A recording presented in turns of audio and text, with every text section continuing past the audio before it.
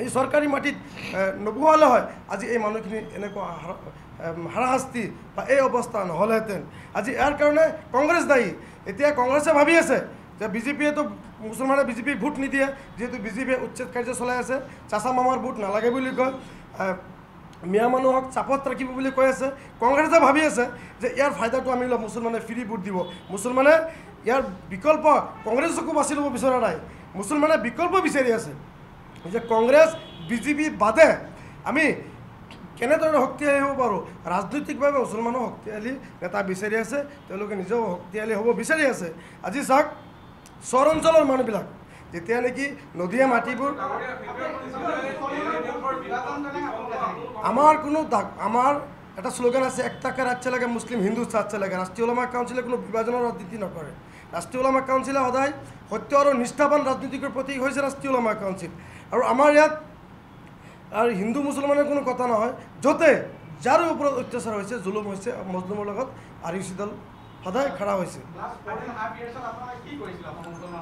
বহুত আমি কাম কৰিছোঁ। আমি য'ত য'ত এভেকশ্যন হৈছে, আজি চাওক এভেকশ্যন হোৱা জেগাবিলাকত কোন কংগ্ৰেছী সাংসদবিলাকে গৈছে বা বিধায়কবিলাকে গৈছে আজি এই দৰিদ্ৰ দুখীয়াসকলৰ উচ্ছেদিতাৰ খবৰ ল'বৰ কাৰণে গৈছে নেকি?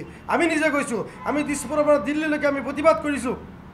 আমি ৰাষ্ট্ৰপতি, গৃহমন্ত্ৰী, প্ৰধানমন্ত্ৰীক ইয়াৰ মেমৰেণ্ডাম দিছোঁ যে এনেধৰণৰ অমানৱিক উচ্ছেদ বন্ধ হ'ব লাগে। যিবোৰ উচ্ছেদ কৰিছে অসম চৰকাৰে তেওঁলোকক মাটি দিব লাগে, পট্টা দিব লাগে এই মানুহবিলাকক।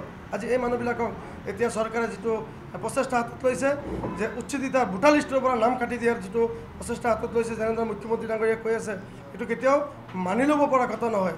আজি নদী ভাংগা মানুহবিলাকক যদি বিগত 70 বছৰে কংগ্ৰেছ চৰকাৰে তেওঁলোকক এইটো চৰৰ পৰা গৈছে মানুহবিলাকক নদী ভাঙিছে, লোকেল এডমিনিষ্ট্ৰেটিভৰ পৰা যদি এটা চাৰ্টিফিকেট দিলে হয়, আজি কোন এলেকাৰ ক'ৰ মানুহ ক'ত গৈছে গোটেই ডিটেইলছ আজি চৰকাৰৰ ওচৰত থাকিলে হয়, মানুহৰ ওচৰত থাকিলে হয়। এই কামটো তেওঁলোকে কৰা নাই, যাৰ কাৰণে আজি লাহৰীঘাট সমষ্টিৰ মানুহ যদি গৈ পেলাই নদী ভাংগা মানুহ গৈ পেলাই যদি আপোনাৰ এই সৰুপথাৰত আছে, তেওঁলোকক আজি বাংলাদেশী বুলি তেওঁলোকক কোৱা হৈছে।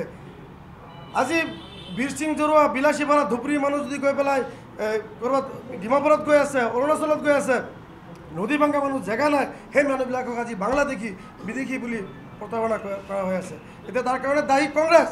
আজিৰ তাৰিখত মুছলমানৰ বিৰুদ্ধে যেনেধৰণে অত্যাচাৰ, যেনেধৰণে কথাবিলাক কৈ আছে বিজেপিয়ে, তাৰ কাৰণে বিজেপিৰ সমানে সমানে কংগ্ৰেছক দায়ী বুলি আমি কওঁ।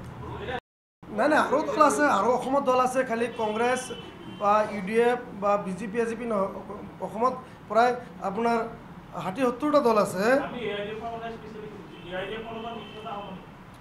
ADF-ৰ এতিয়া সময় আছে, হ'বও পাৰে নহ'বও পাৰে।